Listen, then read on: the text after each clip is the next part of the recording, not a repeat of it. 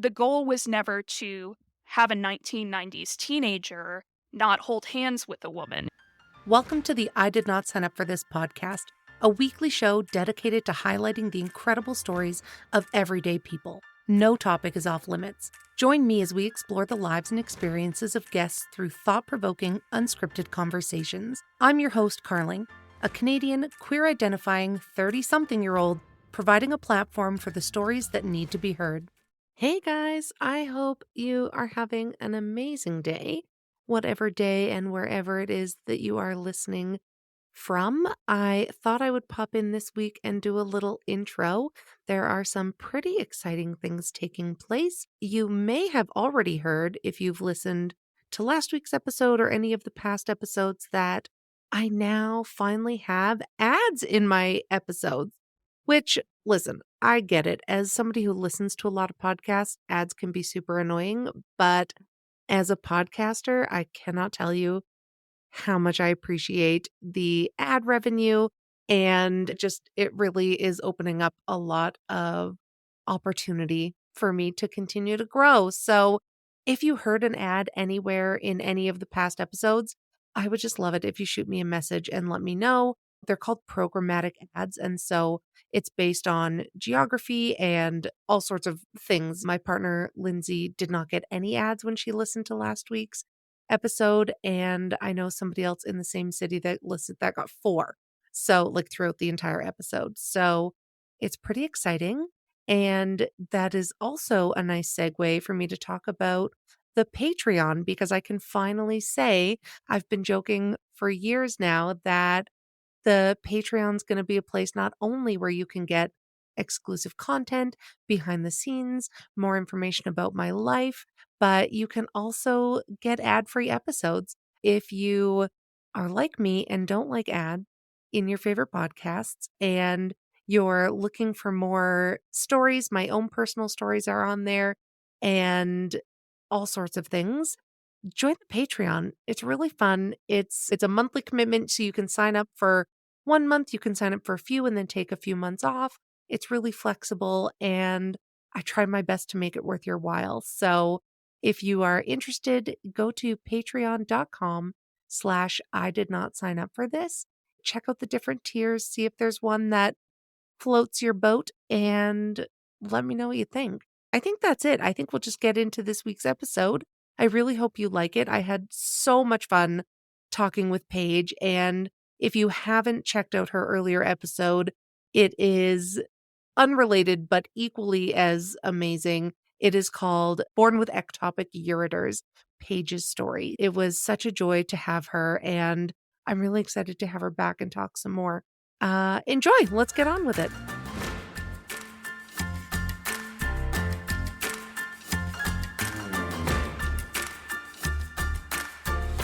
Hello, Paige. Hello, how are you? I'm good. How are you? Doing well. Just hanging out with my cat. I love that he just heard me say record, I think, and then he was like, I should show up. He looks like such a good cat. He's very good. He has a neighborhood bully. One of the neighbor's cats is literally jumping into our backyard to try to attack him. And the neighbor is very much not interested in doing anything about it. So he's going to need some deep Oh, therapy. yeah. If he wants to come on the podcast and talk about Yeah, his he could backyard bully. definitely. Yeah, that's absolutely true. Thank you so much for having me. I'm so excited to chat about all this. Yeah, I'm so excited. We had you last year. We had you on to talk about having ectopic ureters, which I Yes. never thought I would even know about, but it's so interesting. But since your life has changed a lot, you got married. Well, I don't know a lot, but I you did. got married. Yes, I also moved to Nashville with my Oh husband. my My husband God. got a job at a university here. There's been a lot going on. That's amazing. How is Nashville? I've always wanted to go. It's a really cool city, and we're in like a very hip area. We're in East Nashville. It's very expensive, but it's totally worth it. Like just being within walking distance of all these music venues and so much good Oh, food, wow. like it's really cool. Oh, that's And really it cool. and it's not nearly as hot as Texas. Yeah, I've been to Texas, never in the summer, but like on the ends of Mhm. seasons, and it's very hot. Yeah, it's not Yeah. pretty. We got married at the end of October, and it was still, like, 85 degrees outside. Yeah, that's very Which y'all warm. do y'all use are you in Celsius up there? I can't Yeah, remember. we use Celsius, but I always know 90 is very hot. That's how I remember it. I think 90 or 95 is about 40 degrees Celsius.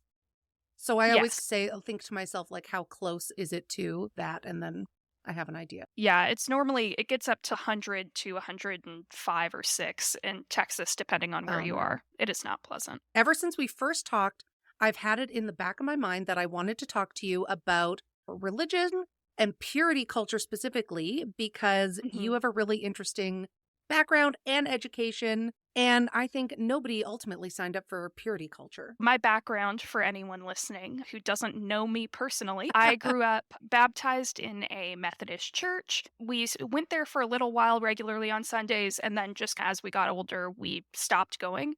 But my brother and I both went to Episcopalian elementary schools where we had like chapel every day, and then a Catholic high school where we had mass every Wednesday. When I was 16, I decided to start going to church on my own and went to a church down the street that was a former Church of Christ, now non-denominational church, and it was a mega church, like 1,600 people per service, 5 services Ooh. per weekend.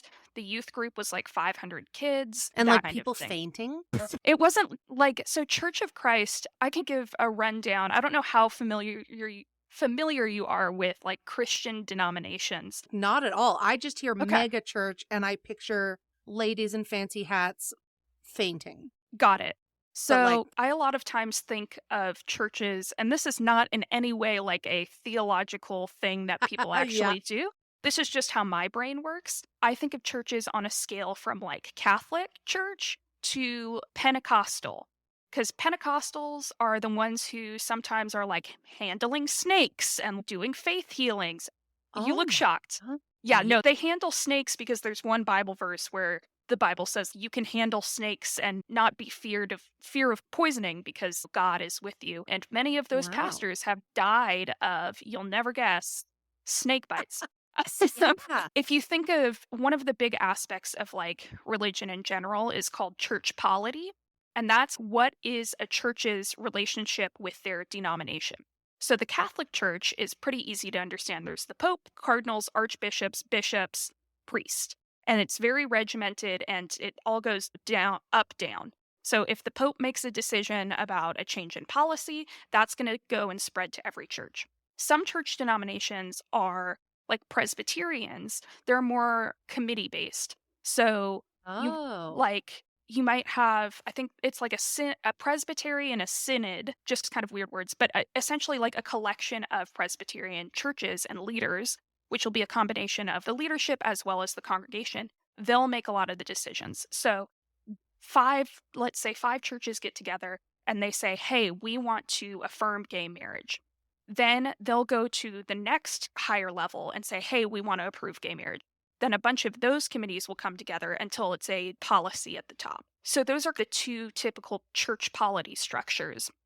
And that's important because it means that a congregation like a Catholic church is going to be a lot harder to have different, like, when you go to a Catholic church, you could go to a Catholic church Hmm. across the world and have similar theology, similar messaging, similar programming. Then the last type of polity is the Baptist elder type of polity. So, for Oh, example, the Baptists are part of different conventions. So, you can have a church that's a part of multiple conventions. You can be in the General Baptist Convention, the Southern Baptist Convention, the Texas Baptist Convention, all in the same church, whereas a lot of other denominations, you have to pick one. They, for example, a Baptist church could say, "Hey, we want to affirm gay marriage." And they decide, as like the church elders, the people who have been there the longest, put together a committee to decide this. And then they go to the Southern Baptist Convention and say, "Hey, this is what we're going to do." The Southern Baptist Convention says, "Okay, we're not cool with that. You're kicked out of our convention. You're losing funding, but you'll still be a Baptist church because you're a member of these other congregations," if that kind of makes sense. wow. That's like a spider web.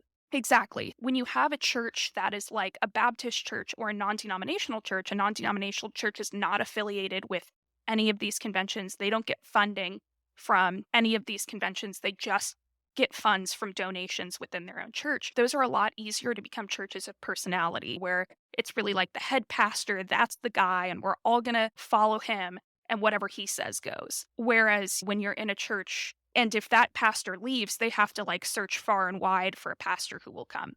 In a Catholic church, if let's say a priest dies, they'll just bring in another priest Yeah. and a little more regimented. So it seems like it doesn't make that much of a difference. But when it comes to things like sexual abuse, mishandling, sometimes it's easier to have policies implemented far and wide from, let's say, the Catholic Church that they can implement and know this will definitely be implemented in every church.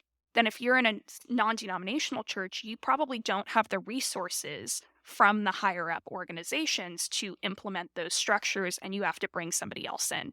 So it has long lasting ramifications without necessarily people really understanding it when they're walking in a church building. Oh, that's really interesting. My sister, her ex is going for an annulment, even though they're Mm. Catholic, even though they were married and have 4 children, but he wants to get married again in the Catholic Church. And so she was approached from the church people, I don't know who.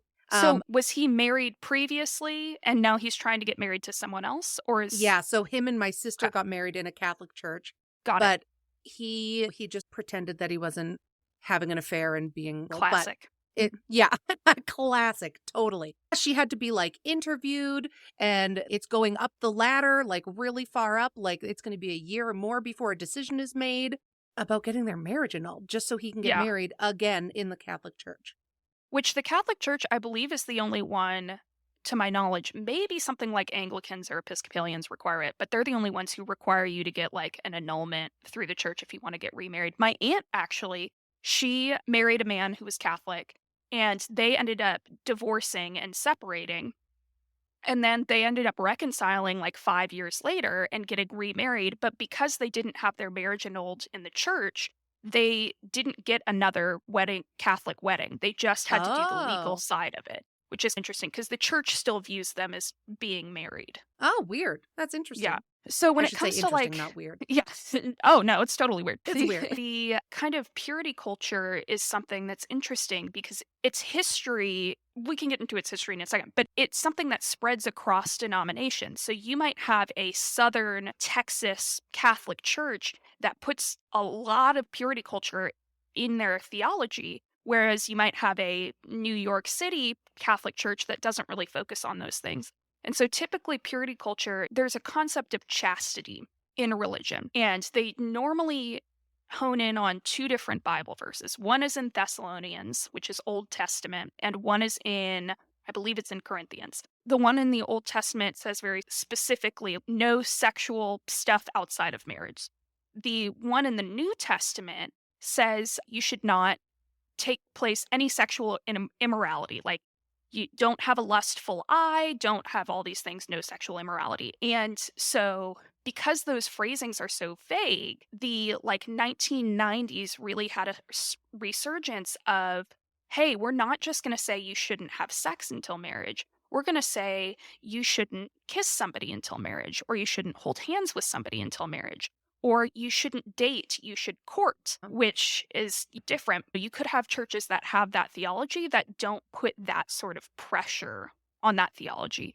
And what it spiraled into is a kind of culture of shame, and so much of it is put on the woman Yeah. because men are viewed as these like sexual creatures who it, some of the metaphors they use in a lot of these books or in these sermons are that men are just animals and women are considered to be the gatekeeper of sex. So it's on the woman if she's wearing something skimpy and a guy gets turned on, that's on her for causing her brother to stumble, is the phrase that they Right. often use. Whereas if the man does it, it's, oh, that's not your fault. Regardless Yeah. of the fact that Jesus says, if your hand causes you to sin, cut it off. If your eye Yeah. causes you to sin, poke your eyes out. Oh That my part, god. so none of it is actually based in the Bible. This is Right. all like this spiraling and spiraling of people trying to figure out how to reinforce these kind of chastity things to the nth degree. And going back even so with those two testaments, Old and New, what's the purpose? Why does somebody, specifically women or females, have to be virgins at marriage? So Because it's I've heard a lot of talk about that virginity is actually just a construct. And Oh, absolutely yeah. construct. And I'll bring up an interesting counsel on that. But the purpose in the Bible, in the Old Testament, among those verses are also things about not storing your cheese and your meat together or not having specific types of haircuts. If you think about it from an Old Testament perspective, waiting to have sex until marriage was almost a protection for the women because they could obviously didn't have accurate forms of birth control. They could be stuck with these kids that then the man who impregnated her would go get married to someone else and not take care of her. So much of scripture is about power and oppression and protecting those who are disempowered. The New Testament, when they talk about sexual immorality, that verse is talking a lot about men who would lust after women and talking about how, hey, if these men who would cheat on their wives and they would say, hey, if you even look at a woman with lust, you are committing adultery. So again, that was really focused on men and males. A lot of it is supposed to be liberative and it's supposed to be freeing and protect women. In the same way, in the Old Testament, there's laws about if a man and a woman get married and the husband dies, the husband's brother is supposed to take on the responsibility of marrying that woman to take care of her. And that was Right. fully for financial protection and legal protection and things like that. Obviously, today, we don't look at that law as Christians, or even the vast majority of Jewish communities is not going to look at that law and say, oh, verbatim, that's what we have to do now. But back in the day, it was preventing things like STDs, it was preventing things like unwanted pregnancies. The Israelites were often in really dire circumstances where they were experiencing pretty extreme poverty and drought and famine. And so it was a way to counteract those. The goal was never to have a 1990s teenager not hold hands with a woman. Yeah. That's so interesting. I never thought about it from the aspect of what else could it have been protecting. That makes so much sense. So, like, where did things go wrong? I always want to just like So, blame straight white men. always a good bet. But one of the interesting places where you see this rear its head is there was a council that I believe Augustine was a part of. And of course, it's all men because those are the only people with Yeah. opinions. And essentially, what was happening is they had these almost nun type figures who were taking care of the temple. It was a very sacred job. You had to be virginal, you had to not have had sex, those sorts of things. This church and this city got invaded, and many of those nuns were raped. And so they had this council together saying, okay, are they virgins? And that is when there became a distinction in at this council. And this is not, oh, this is absolute theology that everybody believes, but essentially Augustine had said, okay, there is spiritual virginity and there is physical virginity. So these women who were raped, they're not physically virgins, but they are spiritual virgins. That said, they still can't do the same duties as the ones who weren't raped. So the ones who weren't raped Wow. had access to being participating more in different things. You think about that 10,000 years later and you start thinking about, oh, spiritual virginity, that includes not looking at pornography, not thinking about sex, not masturbating, not holding somebody's hand. That is how it manifests over and over time. So I really thought, and maybe this is by design, that purity culture really came to this like, I get the sense that it's about the man getting a virgin. There's something, I don't know, like aspirational. That's the goal because she's more pure. Where did Yeah. that messaging start to go?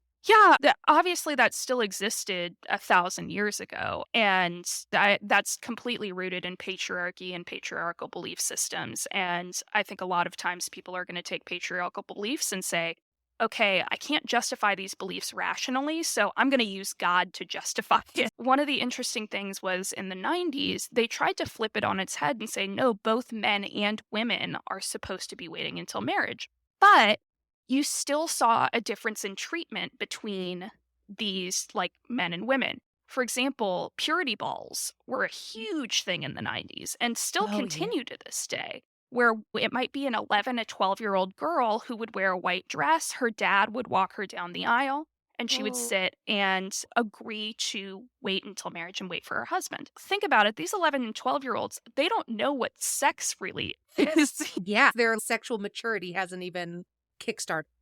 Yeah, you're children. You don't have a desire to have sex, so you're like, "Yeah, this is easy. Why would why would I want that?" And you also don't know what it is, and your dad is like, "Oh, here's a pretty dress and a nice pretty ring." And all my focus and attention for this beautiful event that we're throwing for you. Exactly.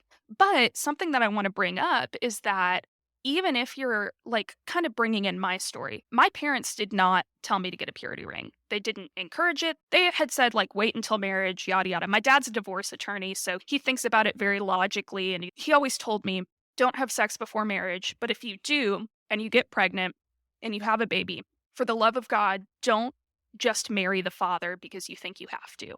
Because Oh my God. so many of the divorces he saw were people who got married because they got pregnant. And he's like, that child is never going to make your relationship problems go away. They just give you new problems. And you shouldn't force yourself to be with somebody that you really shouldn't be with just because of kind of propriety, which was very progressive for my father. Coming from it from my perspective, picture this, you're a teenager in the South in the mid 2000s, what you're seeing on TV is just like the Hardys and Carl's Jr. commercials. Did y'all get those in Canada? All we're seeing on TV is like this objectification of women as slabs of meat. And you're seeing these TV shows and you're seeing on MTV how these men sleep with these women and they throw them away. Like it's just really horrible. Like there was no, and even my experience in school around middle school boys was very objectifying. And people in high school, like somebody would send their boyfriend a naked photo and it would get sent around the entire city. And so that was my interaction with men. And so when you're given the idea of, oh, I could date somebody and not feel a pressure to have sex, let them know from the get go that I'm not going to have sex with you and I'm not going to do these things. And I can say it's because it's a part of my faith. Maybe I can have these genuine connections that are not based on my own objectification. And so a lot of girls, when they were making that decision as they were older, it was based on the experience of being objectified and being able to say, hey, I can weed out these guys who are just going to use me for sex by having this ring that says, you're never going to get that until you're ready to commit to that, if that makes sense. I think a lot of times people forget that is that, yes, it's about like this steeped culture and being stuck in a church cycle and gendered expectations and all that. But a lot of times it's a protective mechanism and it's a protective strategy. I even remember buying myself a purity ring and deciding this commitment and whatnot, thinking, I'll wait until sex for marriage, but I might do other stuff, but I'm never going to tell a guy I'm dating that I would because I was Right. terrified of doing something I didn't want. So it was this kind of intersection between a fear of sexual violence or a fear of objectification and the religious element. What I didn't realize is that purity culture was just objectifying in another way. After I was sexually assaulted in college, I would date guys who would say, "I'm so sorry, I can't deal with that. It's this is very important to me and I think this is biblical and yada yada."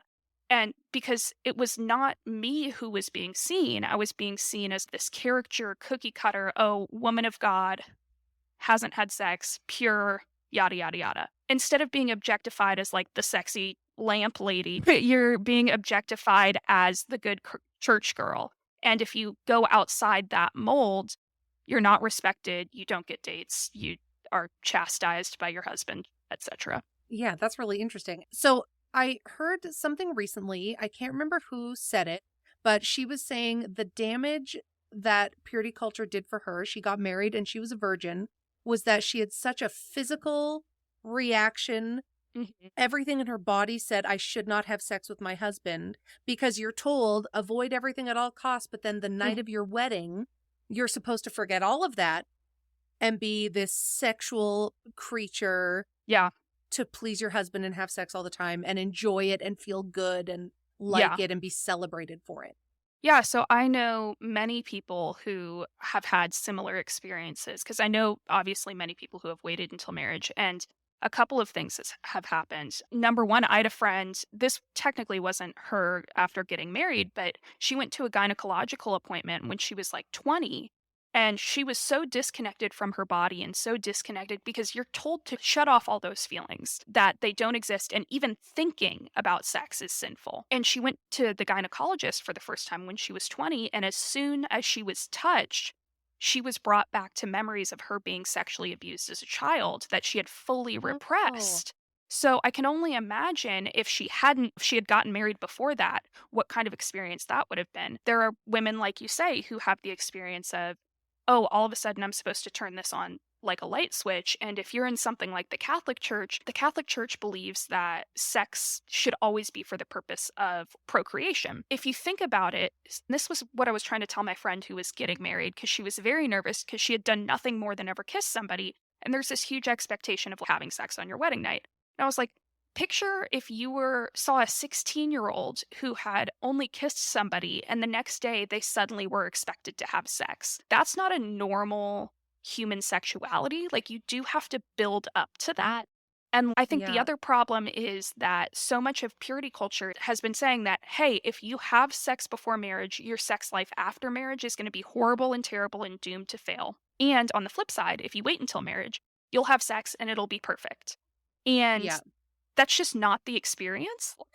You're never good at something on the first try, just like regardless. So there's all this buildup and all this buildup. And when you have something where you are signing pledge cards that are about waiting for sex until marriage, and you're writing letters to your future husband, and you're wearing a purity ring that gets taken off right as you get engaged, it is so heavily built up that so many people were incredibly disappointed by it. And then it's also hard because, like, they can't have it's hard to have those sexual thoughts about your partner when you've shut those off.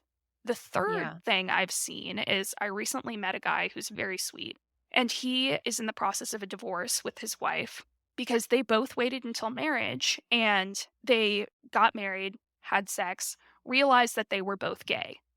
Oh, wow. The reason being because and he said, he was like, "It should have been pointed out to me that, wow, not having sex before marriage is super easy. Like, I have no desire. Wow, I've got fortitude, God." And then they get to that point and they're like, "Oh, it's so easy because I don't have sexual attraction to this person."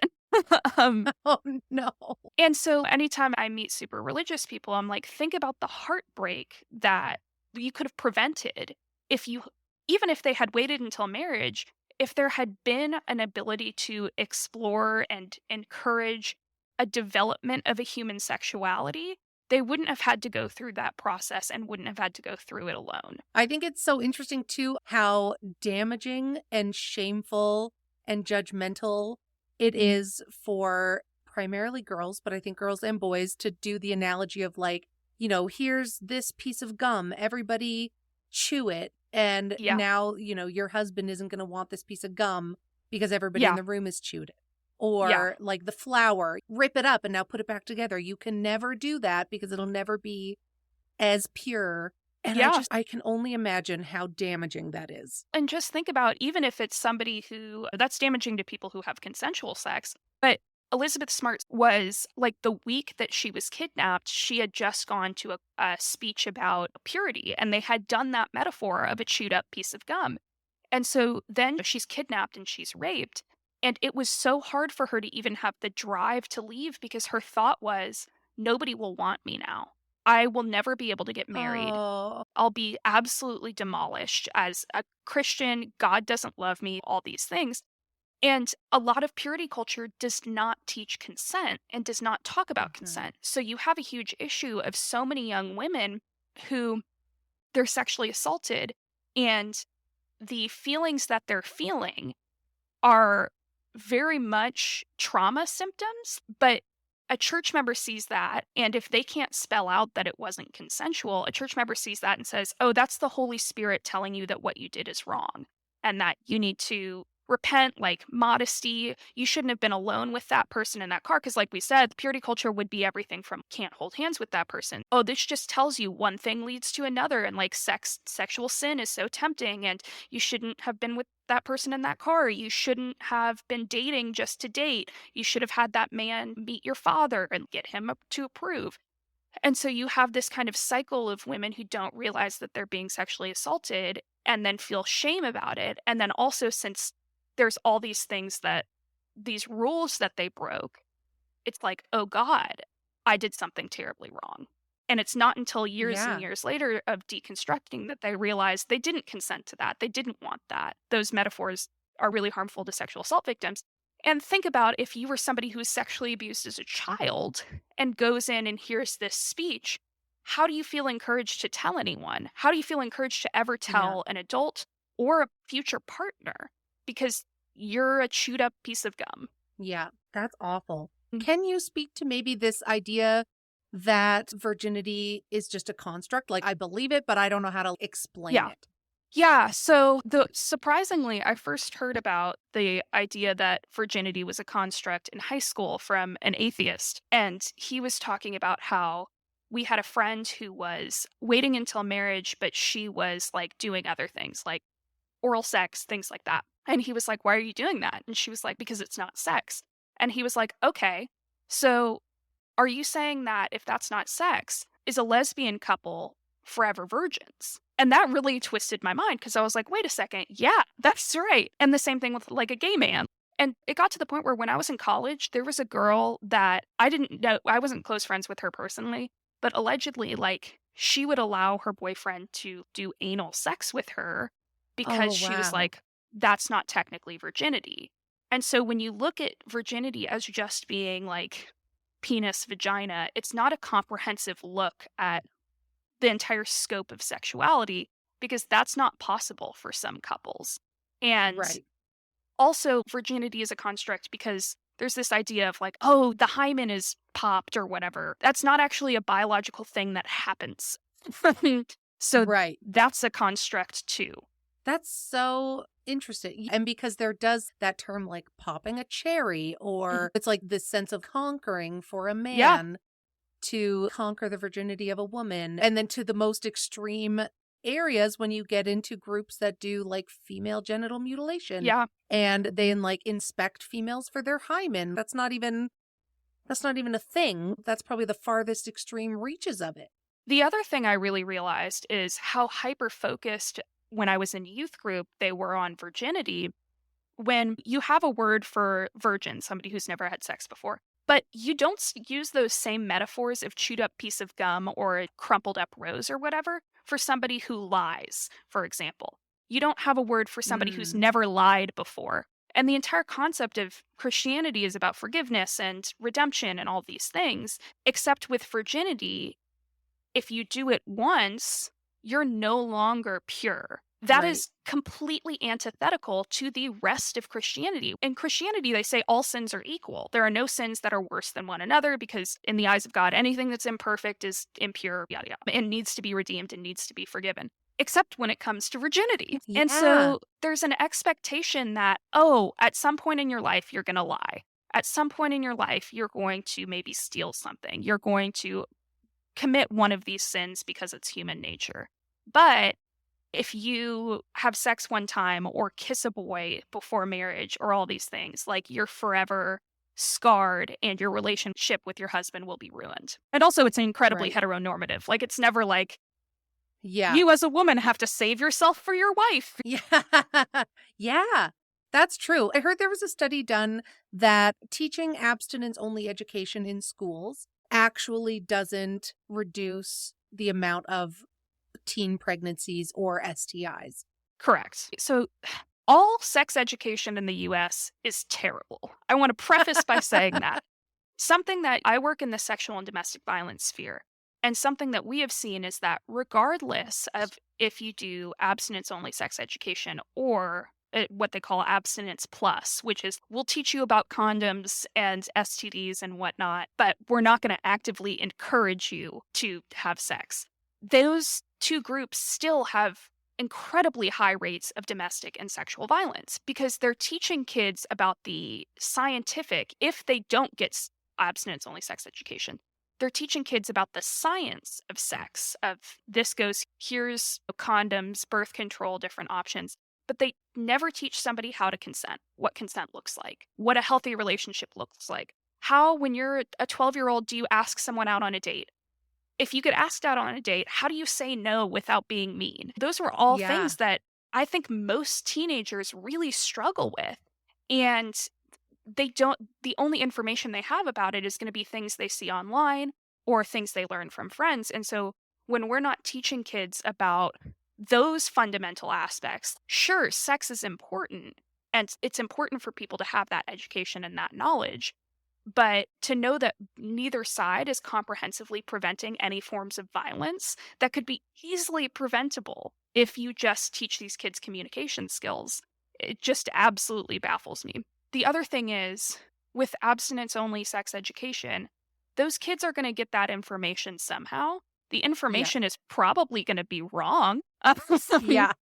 And that's where the kids are learning things like, oh, if you have sex in a hot tub, you can't get pregnant. Or, Oh oh, my. like the number of times in middle school and high school that I had to correct somebody in terms of sex ed was laughable, absolutely laughable, because people just don't know. Yeah, it's so funny to me that people say, oh, if we teach kids what it is and we teach kids about condoms, then they're going to want to have sex. Objectively untrue.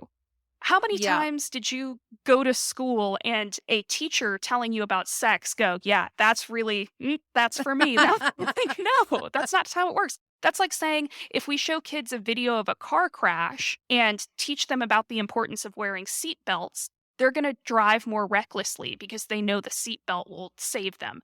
No, that's Oh my illogical. god, that's such a good analogy. And I wish I was kidding when I said I think it was in the UK, when they were first trying to mandate seatbelts in cars, certain senators or MPs or whatever were arguing that, "No, we shouldn't mandate them because people will drive more recklessly." And it's the same argument applied to sex ed. That's incredible.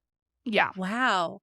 I still think we have a long way to go because at 14, I came out as lesbian before being put back in the closet and sent to a Catholic school. But I had a Also classic. girlfriend.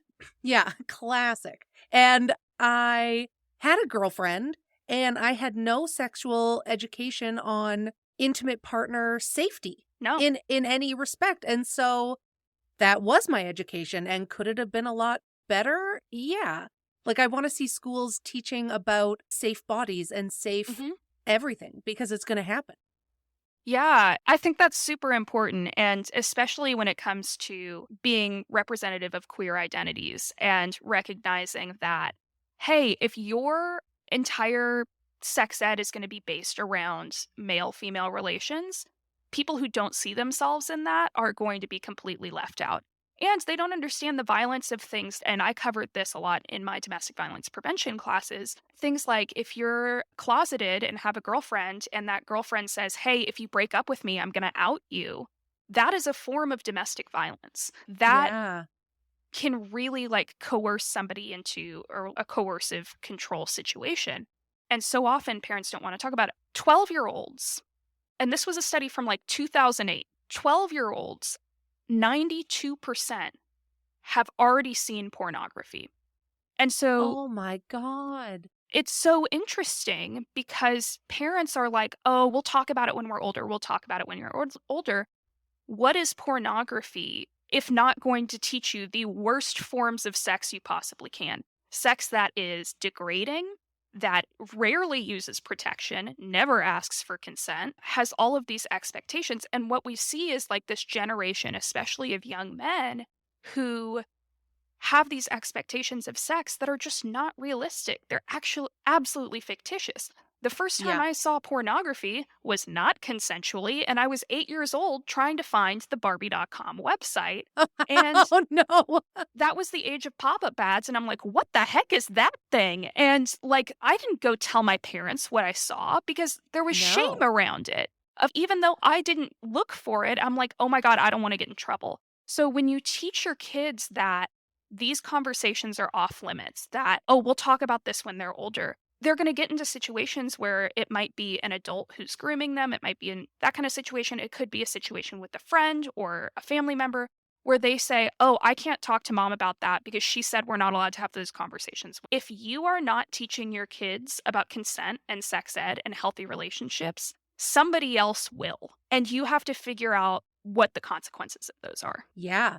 And I think it's interesting being of this age where we didn't talk about it in the home and we did receive a limited education at school that was very heteronormative and very just scientific, straight to the facts. Outside of Degrassi High, I think you guys had Oh, that in the States. love Yeah. Degrassi. That was on Discovery Kids, and I Oh, watched yeah. that show way younger than I should have. Oh, yeah. I remember if we had a substitute teacher often, or if there was like a snow day, they'd like wheel in the TV and we'd watch an episode of Degrassi. And that, They're like, allowed that? That's oh, insane. yeah. That was like our Canadian education. And it like, yeah, I just think, I can't remember where I was going with that now. We were talking about educate. Oh, so it's Oh, interesting as a product of being raised like that, but having the belief and knowledge and like I'm passionate about not raising the next generation like that.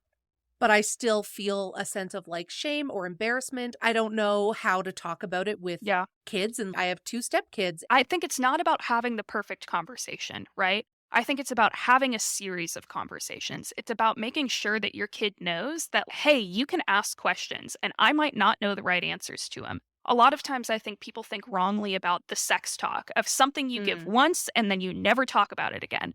But that should be Yes. a continual conversation. And it's not like, oh, at the dinner table, you're like, let's talk about this sex position. No, nobody's asking that. But I remember even a kid seeing things on the news about things like abortion or pregnancy conceived in rape. And I was like, this doesn't match the like depiction because my mom said that when two people love each other very much, this is what happens.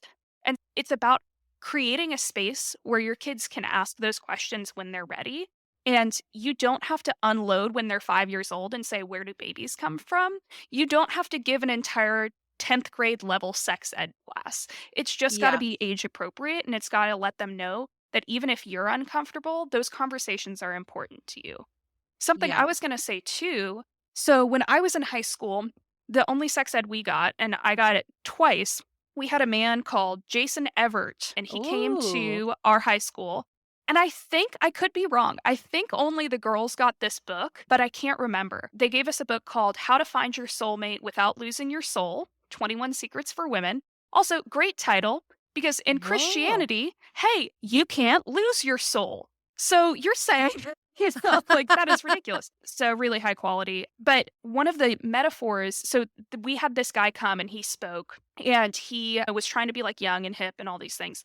And one of the things he did on stage is he would always get one of the football players, have the football player put on a wig, so it was like, "Oh, it's funny." And he would talk about sex as if going off a cliff. And so his big thing was, like, not only just not waiting to have sex until marriage, but also, like, these other forms of sexual interaction.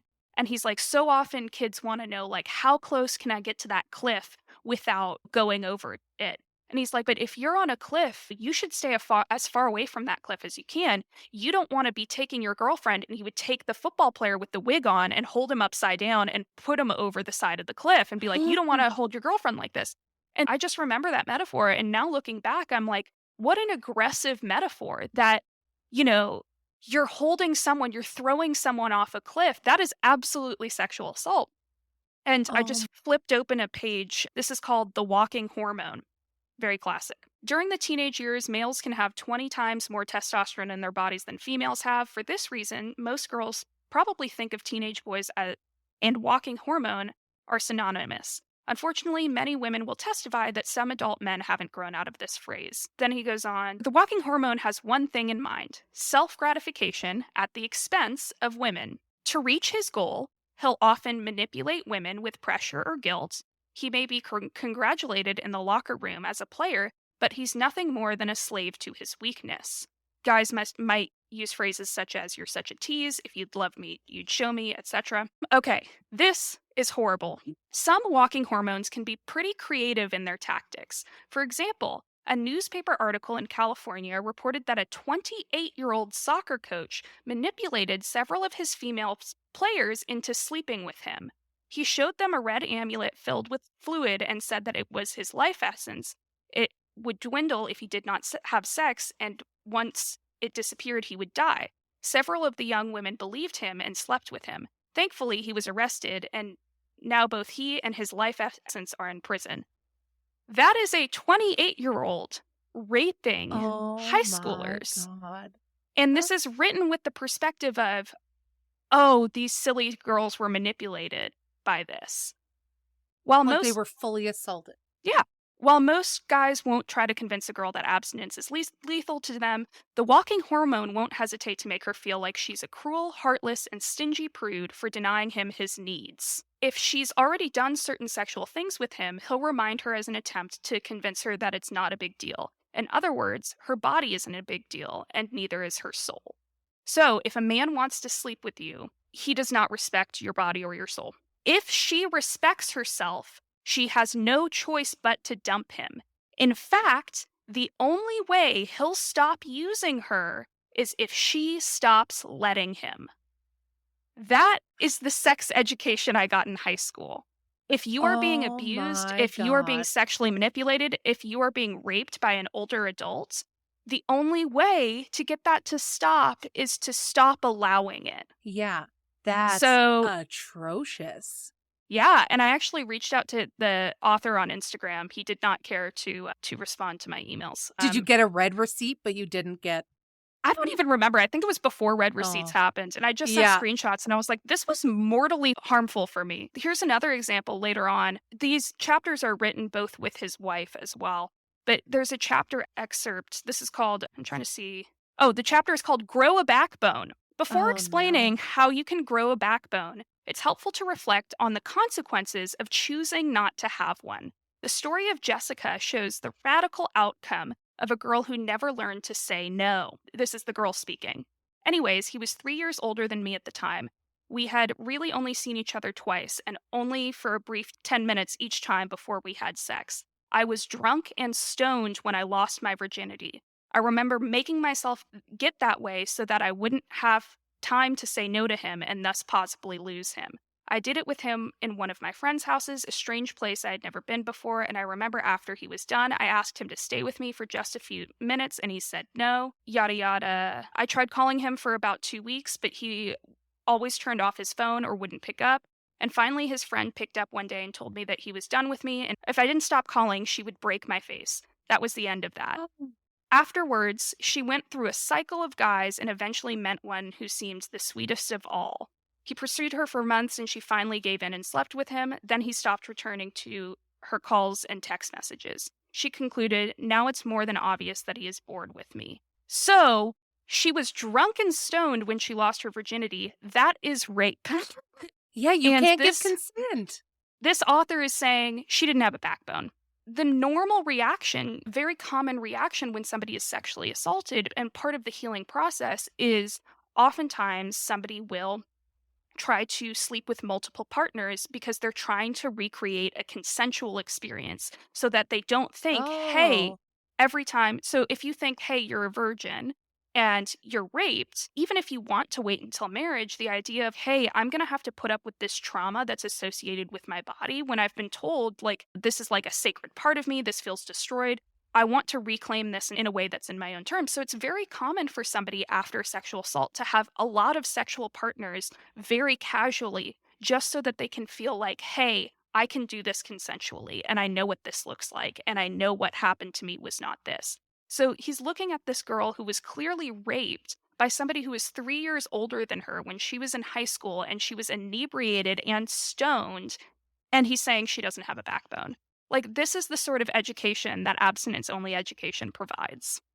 And who is this guy? What's his qualification on this? Qualification. He's a white man who waited until I was marriage, and his wife allegedly, like, and his wife didn't, which is interesting. And they so still he chose a chewed up piece of gum.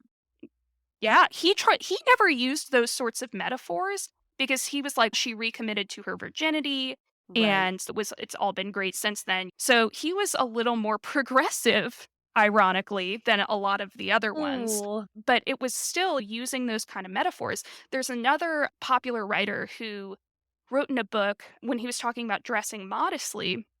He said, if you dress like a piece of meat, don't be surprised when you get thrown down on the barbecue. What is going through these people's heads? There's even a chapter in this book, Technical Virgin, was my favorite book when I was in high school. And it's all about more than sex with before marriage. And it includes such chapters as sex equals depression, But saying, only if you're not married. correct. Oh, Yeah. Yeah. I'm glad you're finally getting it. There's also a thing about, let's see if I can find this. There's one that's about, there's a section on female porn, which, do you want to guess what female porn is? I'm yeah, I can't. I don't what is it? Chick flicks. Chick flicks are sexually immoral Oh, because they essentially, the idea is that, think about it like this: when guys watch porn, they get this image in their mind of the perfect woman, one who is more than likely totally different than the average girl. And they start to expect sexual perfection. They dream of doing what they see on screen, and it perverts their thoughts about real girls. How many of us look and act like porn stars? So, how is it any different from what we do with female porn? When we see or read romance, we begin to expect romantic perfection. We start to hold guys to higher standards. We want them to be our knights in shining armors who rescue us from our mundane lives and mean parents. We expect pure perfection out of them, and we get disappointed when that's not what we get. God forbid we as women raise our standards even an inch. oh my Here's god. another one. Watching a chick flick can leave you feeling a rush of excitement over seeing the perfect man and the perfect romance. It's just as sexual to us girls as seeing a woman naked is to a guy. So beware, you are at your most vulnerable to slipping up sexually when you watch a good chick flick. That's because when you leave the theater, your guy can look really good. Your mind can trick you into believing that a 16-year-old male who doesn't have a job, still lives with his parents, and plays Xbox all day really is like Matthew McConaughey. Side note, I would be worried if you were dating a 20-year-old who has a job and does not live with his parents. Like, why are we? Every Yeah. 16-year-old lives with their parents. Don't lie to yourself. You are feeling hot and bothered because of the flick, not because your date's Mr. Perfect. Oh my god. There's also a section talking about how tickling is inherently sexual. And the logic they Oh, use with that is you don't see guys tickling each other, and a guy wouldn't tickle his grandma. That's because it's inherently sexual. So that every time you tickle a child, oh my god. I yeah, yeah. So, have you ever heard of Girl Defined Ministries? yes, of course I have. Bethany, and what's the other girl's name? Kristen, Yeah, I think. I watch their videos and I am just in constant awe of the damage they are doing to the future generations because their whole thing is like they're anti-feminism and they mhm, use the term like godly design or women in the biblical sense and yeah. Which is silly because there is no biblical woman. You want to know some examples of biblical women that are listed in Jesus's genealogy? Rahab, who was a sex worker. ooh, We have JL, who killed a man with a tent post, striking him in the back of the head. Who else do we have? Rahab. We have Ruth, who essentially sexually manipulated a man. We have Tamar, who was a rape victim, and she like got her brother to kill her rapist. There are all of these examples of women in the Bible that are literally biblical women, but they don't fit Bethany's standards. yeah. There's a really good book by Rachel Held Evans, who was an incredible author. She passed a few years ago, and it's called A Year of Biblical Womanhood. Would highly recommend, even if you're not a Christian, it's very fascinating because she goes through and she tries to find every statement about what is a good wife in the Bible or what is a good woman. And so there are things like a good wife stands outside of the city and praises her husband. And so one day she goes out to the end of the city and she holds up a sign that says "Go Dave." And then one's about being good at mending. And so like she learns to sew. And then there's like all of these different things that are like listed as like things that a good wife is. And it just goes to show that the modern concept of a biblical woman is just patriarchy infused with a couple of Bible verses. So, I have a controversial question. It's not Yeah, controversial to me, ask it. but I feel like Mary wasn't actually a virgin, was she? There's actually a really interesting one of my old pastors, Dr. Katie Hayes. She has a couple of different podcasts where she has this sermon. And she talks about the possibility of Mary not being a virgin and, in fact, being a victim of rape. she reads through the scripture and it's a really beautiful interpretation. The idea is that this is beautiful because it shows that God can take something so horrible and still find divinity in it, right? There is still goodness in who she is despite her circumstances and her situation. So that's a interpretation that some Christians hold. You could have an interpretation that, like, the word virgin was often used interchangeably with young girl. So that's important. And also, the Catholic Church interprets that Mary never had sex again, or never had sex her entire life. But she married Joseph. Correct. And they call it a Josephian marriage, which is a marriage that does not have sex, which it's so fascinating because with that sort of Catholic interpretation, it sets up such a unrealistic standard for women if you're interpreting it that way. I don't want anyone to think that I'm like dogging on a specific theology. But if you interpret it that way, Mary, who's the ideal of being a woman, she's a good mom, but she's also pure. She's a pure and virginal creature who's also a mother and had to give birth. It's an impossible standard to try Yeah. to emulate. And also, we focus, like so many churches focus so heavily on Mary's virginity. That does not really like, it's one sentence in scripture. It's not every verse after that. They're like, Mary, who was a virgin. That's not how, like, I think it's really sad because there are so many more interesting things about Mary as a woman. Like the fact that Christ's first miracle in scripture is when she's at a wedding and she knows how incredible her son is. And he has not performed a miracle yet. She's at a wedding and it's the turning water into wine. It's called the wedding feast at Cana. And she is the one who goes to Jesus and says, Hey, Jesus, fix this. We've run out of wine. And so We need to she's turn this party up. exactly, and so she's the one who initiates that. There's her holding her son's body at the cross and, like, this grieving and this mourning and picturing her dressing her son's wounds. There's so many depictions of Mary that are so beautiful and rich, and there's also metaphors that oftentimes theological traditions that are really stooped in male only leadership neglect. For example, Christ, the entire idea of Christ's death and crucifixion, right, is Christ gave up his body for us. And in that created new life, and we can become new people by this suffering. When Mary gave birth, like motherhood in its finest is like somebody giving birth through pain and suffering and creating new life and nourishing that body with her own body, with breast milk. And that is Mhm. a beautiful metaphor and very rich and has such a three-dimensional element. But oftentimes, Mary is just seen flat as this figure who's virgin and mom, and that's it. That's so interesting. Yeah, I feel really bad because a lot of times people assume that if they grew up in a church tradition that was steeped in this purity culture, steeped in this a lot of nonsense, they think there's nothing redeeming about Christianity or religion or organized church or whatnot. And there are so many beautiful feminist, queer, trans, womanist, which is like a black female interpretation of the Bible, creators, authors, pastors that have such a beautiful understanding of scripture that I think a lot of people miss out on because the loudest voices are the homophobic and misogynistic ones. I'm a big fan of Galileo Church online and their podcast as well, which has all of their sermons where they dive into things like, hey, what does it mean to the fact that there's slavery in the Bible? What does that mean? Can we reconcile it anyway? What does the Bible say about finances? Because you see, like, Jesus, who's somebody who said, give up all of your possessions to serve the poor.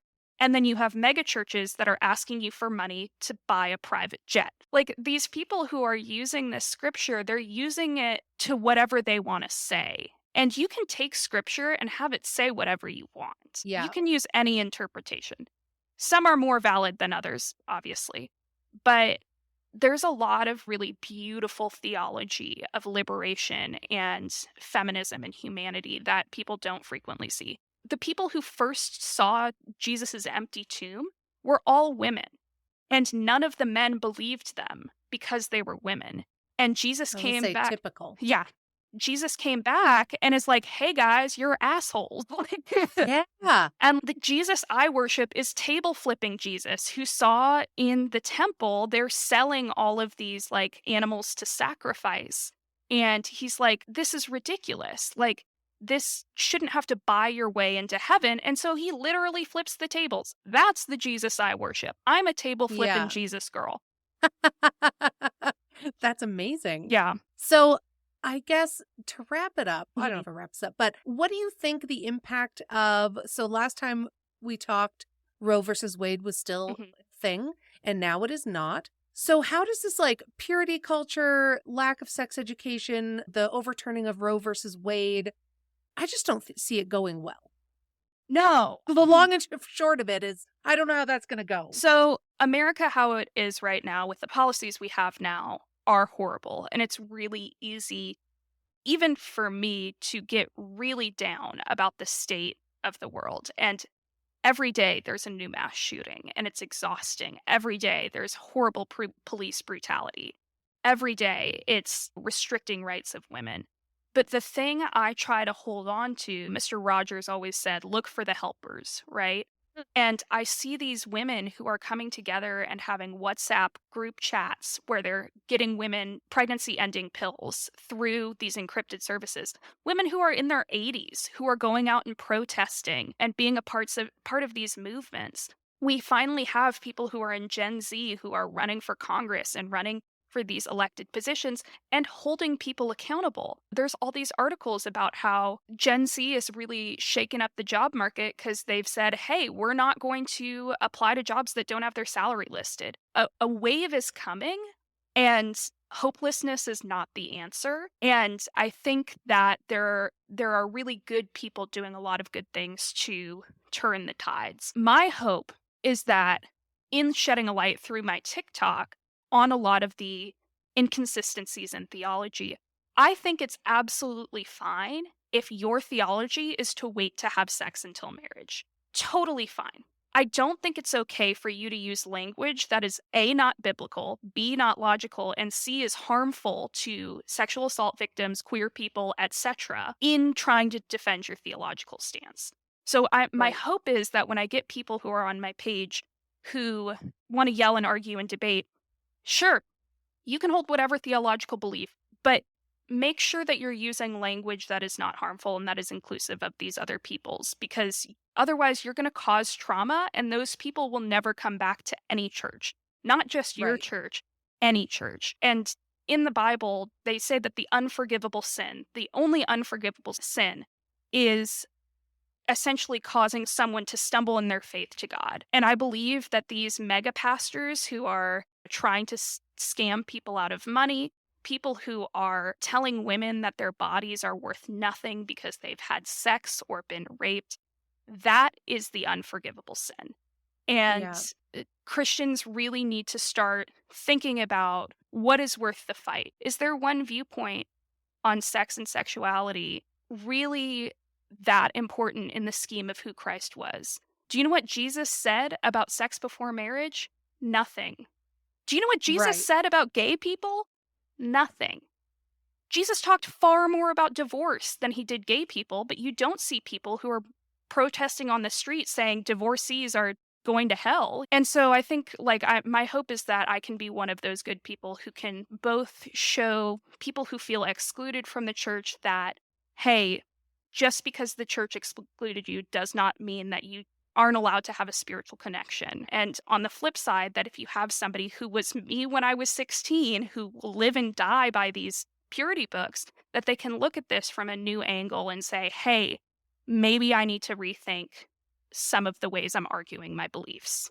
Wow. That's amazing.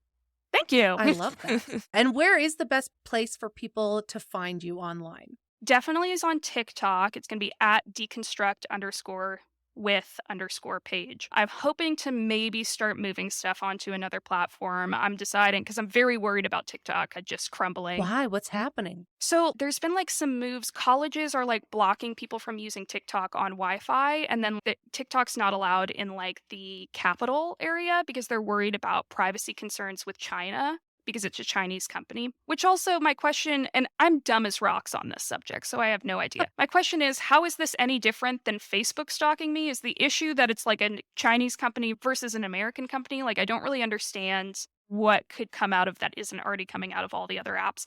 But I'm hoping to move on to either YouTube Shorts or Instagram Reels, but I haven't really decided yet because TikTok is my place. Thank you so much. I love all your videos. It always gets me thinking and like also enraged and wanting to smash the patriarchy a little bit more.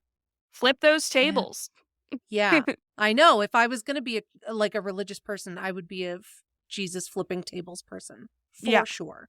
Yeah. Awesome. Amazing. Thank you so much. I really appreciate it. And I look forward to talking again. Yes, let's totally do it. Maybe next time, year from now, call me back. I just got a new job. I'm developing sexual violence curriculum, prevention curriculum Yes. for people with disabilities. So next time we can talk about disability and sexual violence. Because this is another thing. Like, literally, I could just talk about this for hours Yeah, because it also doesn't talk about like differently abled bodied, absolutely like not. sexual experiences. No. Yeah. I'm fired up about it. All right. Enjoy the rest of your day in Nashville and we'll talk really soon. Talk soon. Thank you so much. Okay. Bye. Bye. Thank you so much for joining me on this episode.